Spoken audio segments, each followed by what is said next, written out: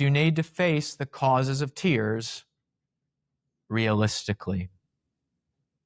There is a wholesome Christian realism that the Bible teaches, which is no enemy to comfort, but actually a great help.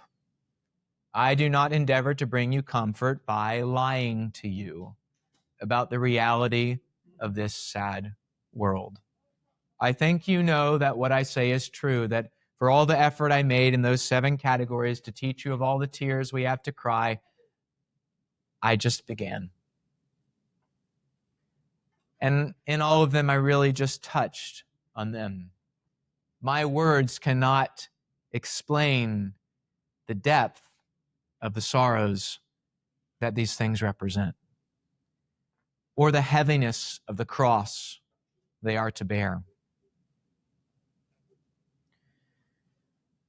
But it is good to face that reality, and to face the further reality that Christians suffer most of all in this age.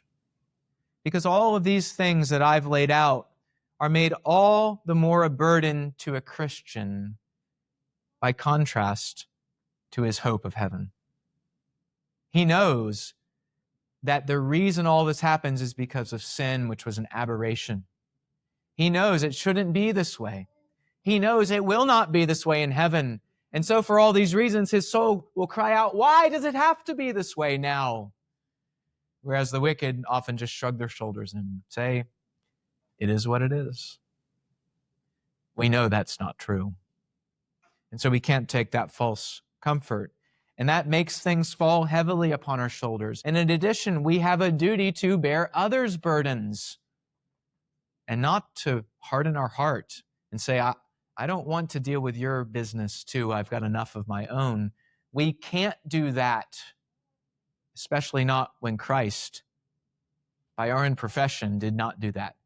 In our case, willingly bearing our burden, though he had a more overwhelming burden already than any of us will ever know or bear. We need to face all that realistically.